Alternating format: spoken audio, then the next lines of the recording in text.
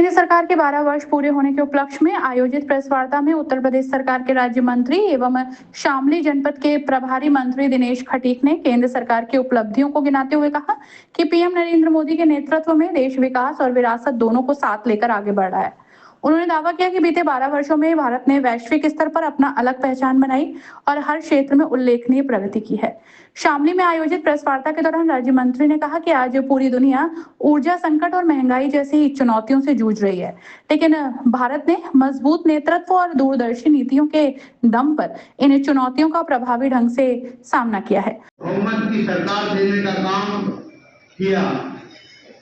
उसके बाद 2024 में मोदी जी को फिर देश का प्रधानमंत्री बनाने का काम इस देश की जनता ने किया।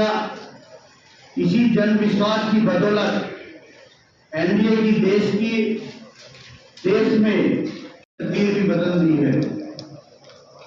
इन 12 वर्षों की सबसे बड़ी ताकत जनता का अटूट विश्वास और सरकार का सेवा भाव, जन विश्वास और सुशासन।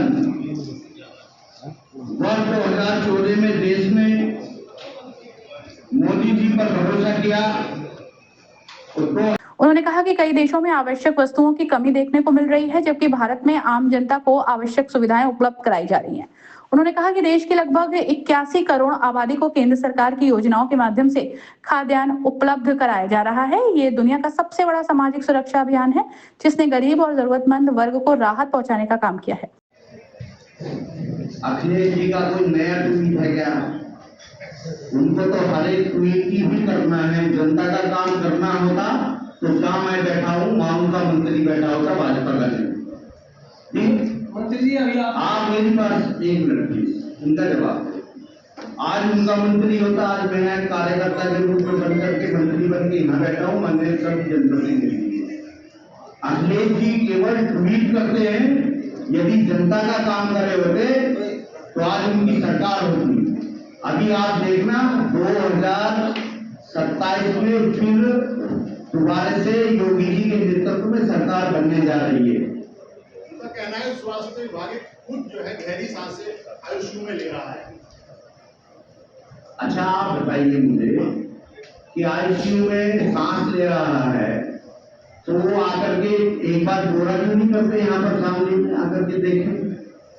हम जो भी आपने समस्या हमें बताई है, हम तो स्वास्थ्य केंद्र पे जाते हैं, आपके साथ गए हैं हम अपने जिला चिकित्सालय में। जो आप लोगों ने बताया, हमने तत्काल प्रशासन को बताया है कि आप इसका इम्प्लीमेंट कराइए। ऐसा नहीं है कि जो भी कमियां हैं उनको और दुरुस्त की जाएंगी, 100% दुरुस्त की जाएगी। राज्य मंत्री ने कहा कि वर्तमान केंद्र सरकार ऐतिहासिक कार्य कर रही है और देश को विकास के नए आयामों तक पहुंचा रही है। उन्होंने दावा किया कि उत्तर प्रदेश भी विकास की दौड़ में तेजी से आगे बढ़ रहा है। आधारभूत संरचना, सड़क, स्वास्थ्य, शिक्षा और निवेश के क्षेत्र में नए कीर्तिमान स्थापित कर रहा है। किसानों के मुद्दे पर बोलते हुए दिनेश खटीक ने कहा कि पहले किसानों का शोषण होता था, लेकिन अब सरकार किसानों की आय बढ़ाने और उन्हें आधुनिक कृषि सुविधाएं उपलब्ध कराने के लिए लगातार काम कर रही है। उन्होंने कहा कि विभिन्न योजनाओं के माध्यम से किसान आत्मनिर्भर बन रहे हैं और कृषि क्षेत्र में सकारात्मक परिवर्तन देखने को मिल रहा है। प्रेस वार्ता के दौरान शामली में चर्चित आयुष मलिक धर्मांतरण प्रकरण पर भी राज्य मंत्री ने प्रतिक्रिया दी। उन्होंने कहा कि उत्तर प्रदेश में कानून का राज है और किसी भी प्रकार की अवैध गतिविधि का या फिर जबरन धर्मांतरण को बर्दाश्त नहीं किया जाएगा। आज प्रेस कॉन्फ्रेंस की 12 साल बेमिसाल, लेकिन जो है देश इंटर क्राइसिस की तरफ है। मोदी जी ने खुद कहा कि तेल का बचाव करे, ईंधन का बचाव करे, तो उसको लेकर के क्या कहेंगे जनता? 12 साल बेमिसाल, और ये हमारे लिए बहुत ही गौरव का पल है कि देश के यशस्वी प्रधानमंत्री आदरणीय मोदी जी के नेतृत्व में जहां विश्व के अंदर को एक अपनी पहचान भारत की बनाने का काम आदरणीय मोदी जी के नेतृत्व में हुआ है। और जो अभी आपने बोला है कि देश के अंदर पेट्रोल हो या गैस हो, उसकी किल्लत के लिए उन्होंने बोला है, सावधानी बरतने के लिए केवल, लेकिन आपको उपलब्धता कराने का काम भी अभी तक मुझे लगता है कि कोई व्यक्ति ऐसा होगा जिसको कोई पेट्रोल की दिक्कत किसी पेट्रोल पंप पर आई हो। अभी हमें नहीं लगता इतनी 140 करोड़ की आबादी को व्यवस्थित रूप से, जहाँ पूरे देश पेट्रोल और गैस के लिए परेशान हो, वहाँ इतनी बड़ी आबादी के देश को फिर भी किसी किल्लत में ना आने देना और उस ज़रूरत को पूरा करना और हर व्यक्ति को वो चीज़ उपलब्ध हो, तो ये एक अपने आप में दर्शाता है कि आदरणीय मोदी जी की क्षमता, देश के आदरणीय प्रधानमंत्री जी की क्षमता है कि अपने देश को किस तरीके से जो चीज़ उपलब्ध हो सकती है उसको चाहे किसी देश से ला करके आप लोगों को उपलब्ध कराने का काम आदरणीय मोदी जी कर रहे हैं।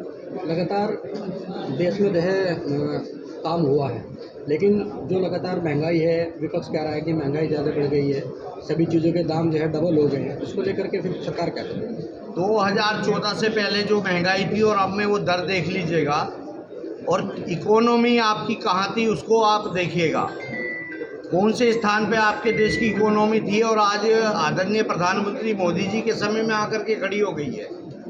समय 12 साल के बाद कितनी चीज़ें बढ़ी हैं आप ये देखिएगा, जो चीज़ें सस्ती हुई हैं उसको देखिएगा, उनका कंपैरिजन करिए। लेकिन मैं फिर बता रहा हूँ, आज हम ये कह रहे हैं, अभी आप कहोगे ये मंत्री जी ने ऐसी बात कह दी, पाकिस्तान में लोग लाइन में लग के आटा लेते हैं, हमारे यहाँ फ्री में आटा दिया जाता है, गेहूँ दिया जाता है ज़रूरतमंद लोगों को। ये हमारा देश है, वहाँ पर लोग चौगुने 5 गुने रेट पर और आपाधापी होती है आटे के लिए। तो ये 140 करोड़ की जनता का विश्वास आदरणीय मोदी जी पर है, इसलिए हमारा देश आगे बढ़ रहा है, उन्नति कर रहा है, प्रगति कर रहा है। शामली जिले में स्वास्थ्य विभाग को लेकर के सवाल उठे हैं। अच्छा, 5 स्वास्थ्य विभाग के लिए जो पहले कमियां थी वो दुरुस्त की गई हैं, और जो आपने बताया उसको भी दुरुस्त किया जाएगा। लेकिन 5 नेशनल हाईवे आपके यहाँ बन गए। शामली ज़िला मुझे लगता है चारों तरफ से बिल्कुल ऐसा लगता है जैसे कोई स्टेडियम बन गया हो, मिनी नोएडा है, मिनी नोएडा में बन गया। आप कह रहे सांसद जी, ये गर्व की बात है। मैं शामली ज़िले को देखता हूँ तो मुझे लगता है कि उत्तर प्रदेश के अंदर 5वें स्थान पे शामली ज़िला है भी, कि इतना अच्छा ज़िले, चिकित्सालय बन गया, कलेक्ट्रेट बन गया, खेल कूद के स्थान बन गए, हर घर जल योजना, मतलब तमाम ऐसे कार्यक्रम आपके ज़िले में हुए हैं। हमारे जनप्रतिनिधियों ने ग्राम सभाओं में काम करे हैं, बच्चों के खेल कूदने के पार्क बनाए हैं, मतलब ऐसी योजनाएं दी हैं आदरणीय योगी जी के नेतृत्व में कि आप कल्पना से परे है। आगे भी ये सरकार जनता के लिए संकल्पित है और आगे भी इसी तरह से हम ये काम आगे जारी रखेंगे। शामली में धर्मांतरण का मुद्दा बना हुआ है, तो आपने इस पर चर्चा की, बात की, कुछ विचार निकल के इसमें सामने? धर्मांतरण किसी भी कीमत पर यूपी नहीं पूरे भारत में नहीं हो सकता, और वो भी योगी आदित्यनाथ जी की सरकार में किसी माई के लाल में हिम्मत नहीं है कि कोई भी धर्मांतरण करा दे। ठीक है, धन्यवाद। उन्होंने कहा कि सरकार ऐसे मामलों को गंभीरता से लेती है। दिनेश खटीक ने कहा कि प्रदेश की सरकार कानून व्यवस्था को लेकर पूरी तरह सजग है, जनता की सुरक्षा सर्वोच्च प्राथमिकता है। अपनी राय हमें कमेंट बॉक्स में जरूर दें। ऐसे ही लेटेस्ट अपडेट्स के लिए हमारे चैनल रॉयल बुलेटिन को लाइक, शेयर और सब्सक्राइब करना ना भूलें।